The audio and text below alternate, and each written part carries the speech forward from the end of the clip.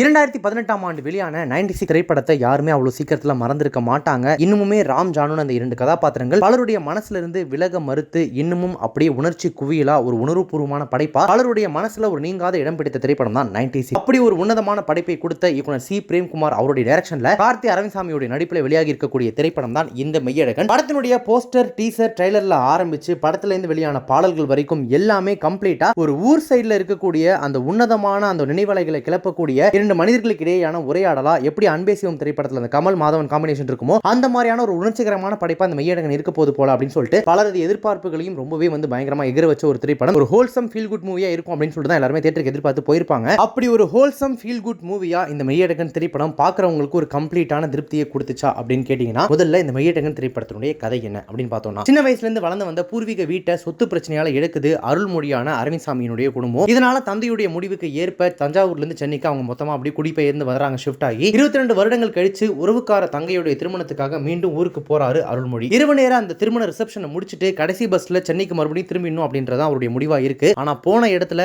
அத்தான்னு அன்புல திக்குமுக்காட வைக்கிறாரு பெயர் தெரியாத அந்த உறவினர் தான் கார்த்தி. ரொம்ப தெரிஞ்சவர் போல கூடவே ஒட்டிக்கிட்டு அப்படியே பழைய விஷயங்களை திரும்ப திரும்ப பேசிக்கிட்டு, ஸ்கூல் டைம்ஸ்ல அது நடந்துச்சாத்தான், இந்த வயசுல இது நடந்துச்சாத்தான்ட்டு பல விஷயங்களை ஷேர் பண்ணிக்கிட்டு கூடவே அப்படியே ஒன்னோட ஒன்னா சுத்திட்டு இருக்கிற அவர்கிட்ட உங்களை எனக்கு அடையாளம் தெரியல அப்படின்னு சொல்றதுக்கு சங்கடப்படுறாரு அருள்மொழியான அரவிந்த்சாமி. இந்த சிச்சுவேஷன்ல பேருந்தையும் அவர் தவற விட்டுடுறாரு. பெயர் தெரியாத அந்த உறவினர் அந்த கார்த்தியுடைய வீட்டுல இரவு தங்க வேண்டிய சூழல் அவருக்கு உருவாகிடுது. அந்த ஒரு இரவு அவங்க ரெண்டு பேருக்கும் இடையில நடக்கக்கூடிய அந்த கான்வர்சேஷன், அந்த உரையாடல்கள், உணர்வு பகிர்வுகள், நினைவலைகள், இது எல்லாத்தையுமே சேர்த்து ஒரு நெகிழ்ச்சியான அத்தியாயமா ஒரு சாப்டரா தர முயற்சி பண்ணியிருக்கிற திரைப்படம் தான் இந்த மெய்யழகன். படத்துல நடிச்சிருக்கக்கூடிய நடிகர்கள் இரண்டு பேருமே, அதாவது கார்த்தி, அரவிந்த்சாமி ரெண்டு பேருமே கிட்டத்தட்ட வாழ்ந்திருக்காங்க அப்படின்னே சொல்லலாம். படத்தினுடைய அந்த உணர்ச்சியை கம்ப்ளீட்டா அப்படியே உள்வாங்கிக்கிட்டு ரெண்டு பேருமே நடிச்சிருக்கிற விதம், அந்த ஸ்கிரீன்ல அவங்க ரெண்டு பேரும் தான்ப்பா அப்படியே நிக்கிறாங்க, அப்படியே ஆள்றாங்க அப்படின்ற மாதிரி அவ்வளவு அழகா நடிச்சிருக்காங்க. நினைவுகளை திரும்பி பார்க்கிற இடத்துல ஏற்படுற தவிப்பு, பிரிஞ்ச உறவுகளை மீண்டும் காண்கிற இடங்கள்ல கண்களை குளமாக்கக்கூடிய நடிப்புன்னு கதையினுடைய ஆன்மாவாகவே உருமாறி இருக்காரு அரவிந்த்சாமி. குறிப்பா யாரோ இவன் யாரோ அப்படின்ட்டு உலகநாயகன் கமலஹாசன் அவருடைய வாய்ஸ்ல வரக்கூடிய அந்த பாட்டுல அன்பில கலங்கி ஓடுற இடத்துல நம்மளுடைய மனசுலயும் அப்படியே நின்னுடுறாரு அப்படின்னு சொல்லலாம். அந்த ஆன்மாவுக்கு உயிர் கொடுக்கிற அளவிற்கு கள்ளங்கபடமே இல்லாத வெள்ளந்தியான பேச்சு, யதார்த்தமான உடல் மொழி அப்படின்னு சொல்லிட்டு படத்துல பாதி பலத்தை தன்னுடைய தோள்களில் சுமந்திருக்காரு கார்த்தி. அடிச்சு விளையாடக்கூடிய இயல்பான அவருக்கு ஏத்த மாதிரியான அந்த பக்கத்து வீட்டு பையன் கதாபாத்திரம் தான் அப்படின்னாலுமே கூட இதுல கூடுதலா தொற்றிக்கொள்ளக்கூடிய அந்த நெகிழ்ச்சியான உணர்வு தஞ்சாவூர் ஸ்பெஷல் கல்யாண விருதுனே சொல்லலாம். பெருசா ஸ்கிரீன் ஸ்பேஸ் இல்ல அப்படின்னாலுமே கூட தேவதர்ஷினியும் ஸ்ரீதிவ்யாவும் தங்களுக்கு கொடுக்கப்பட்ட அந்த கதாபாத்திரங்களை ரொம்பவே சிறப்பா நடிச்சிருக்காங்க. தங்கையா வரக்கூடிய சுவாதி அந்த ஒரு காட்சியில பாக்குறவங்களை கலங்கடிச்சிடுறாரு. கேட்டரிங்காரரா வரக்கூடிய இளவரசு, பிளாஷ்பேக்ல வரக்கூடிய ஆண்டனின்னு சின்ன சின்ன கதாபாத்திரங்களை கூட ரொம்ப அழகா எழுதியிருக்காங்க. அவங்களும் அதுக்கு தேவையான கச்சிதமான நடிப்பை கொடுத்திருக்காங்க. முதிர்ச்சியான நடிப்பை வெளிப்படுத்தி ஜெயபிரகாஷ், ராஜ்கிரண் நம்ம வீட்டுல இருக்கிற பெரியவங்களை, மூத்தோர்களை ஞாபகப்படுத்துறாங்க. ரெண்டு பேருமே அந்த போன்ல பேசி முடிச்சுட்டு உடஞ்சு அழுவுற அந்த இடத்துல அவ்வளோ நெகிழ்ச்சி, அந்த அளவுக்கு எமோஷன் பயங்கரமா ஒர்க் ஆயிருந்துச்சு. கம்பீரமா மட்டுமே நம்ம பார்த்து பழக்கப்பட்ட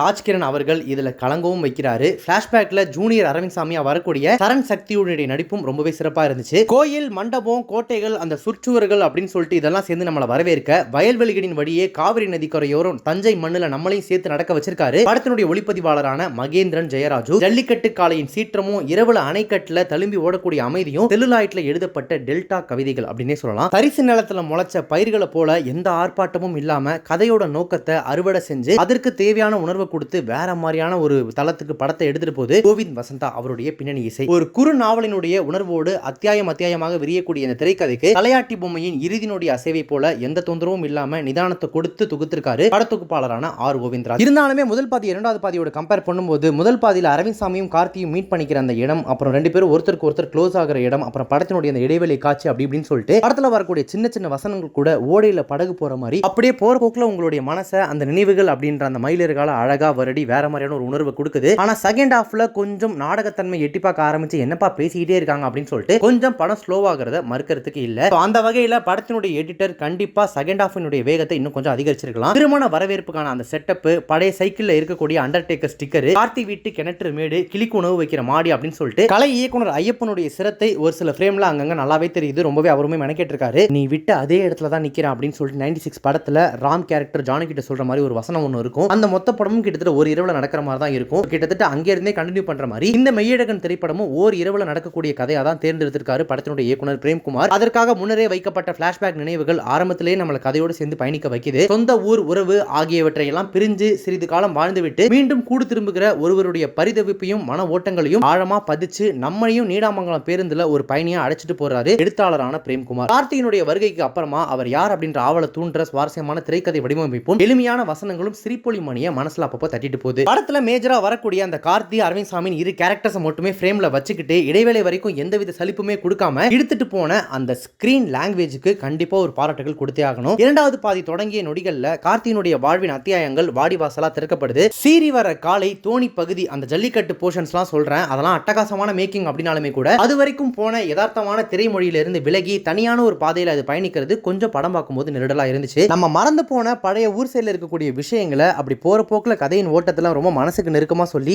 ஆமாப்பா இதெல்லாம் மறந்து போச்சு இல்ல, நமக்கு இதெல்லாம் பார்க்கும்போது எவ்வளவு நல்லா இருக்கு அப்படின்னு நம்மள யோசிக்க வச்சு நம்மள பல இடங்கள்ல இம்ப்ரெஸ் பண்ண பிரேம்குமார் காலை அடக்கிறதுக்கு எந்தவித பாதுகாப்புமே இல்லாம சிறுவர்களை ஓட விடுறது, கொல்லப்புறத்துல பாம்புகளை வளர்க்கறது அப்படின்னு சொல்லிட்டு கிராம வாழ்வியலை காட்டுறேன் அப்படின்னு சொல்லிட்டு ஒரு சில இடங்கள்ல கொஞ்சம் ஓவர் ரொமான்டிசைஸ் பண்ணிருக்காரோ அப்படின்ற ஒரு உணர்வையும் தந்துட்டு தான் போறாரு. இருந்தாலுமே கூட நம்ம சாதாரணமா கடந்து போற ஒரு விஷயம் மத்தவங்களுக்கு வாழ்க்கையே மாத்திர பொக்கிஷமா எப்படி மாறுது அப்படின்ற அந்த சைக்கிள் கதை மனசை அப்படியே சிறகாக்கி பறக்க விடுது. அதுல அப்படியே கொஞ்சம் கொஞ்சமா மெல்ல பறக்க தொடங்குறதுக்கு முன்னாடியே அந்த மதுவை குடிச்சிட்டு பேசுற மன்னர் பெருமை கதைகள், சமூக பிரச்சனை வசனங்கள் அப்படின்னு சொல்லிட்டு நாயக பிம்பத்தை கட்ட எழுப்பப்பட்ட சுமையாக நம்மையும் போட்டு அப்படியே அழித்திருது. அதெல்லாம் கேட்கறதுக்கு பாக்குறதுக்கு நல்லா இருந்துச்சா நல்லா இல்லையா அப்படின்றதெல்லாம் தாண்டி இந்த கதையோட உலகத்துக்குள்ள அதெல்லாம் அவசியம் தானா அப்படின்ற ஒரு கேள்வி கண்டிப்பா பாக்குற ஆடியன்ஸோட மனசுல வராம இல்ல. அந்த சைக்கிள் கதை மாதிரியான இன்னும் பல அத்தியாயங்களை கொண்டு இந்த கதையை இன்னுமே அப்படியே நிறைய நிரப்பியிருந்தார் அப்படின்னா இந்த படம் வேற மாதிரியான உணர்வு கொடுத்திருக்கும். அதை பண்ணிருக்கலாமே டைரக்டரே அப்படின்னு சொல்லிட்டு கேட்க தோணுச்சு நமக்கு. அதே போல ஆரம்பத்துல அந்த கார்த்தியுடைய கேரக்டர் யார் அப்படின்னு சொல்லிட்டு தெரிஞ்சுக்கிறதுக்கு போராடுற அந்த இடத்துல மாமாவுக்கு ஒரு போன் பண்ணிருக்கலாமே அப்படின்னு தொடங்கி பல லாஜிக் கேள்விகளும் இந்த படத்துல அங்கங்க எட்டி பாக்குது. மொத்தமா இந்த மெய்யழகன் திரைப்படம் படமா எப்படி இருக்கு அப்படின்னு கேட்டீங்கன்னா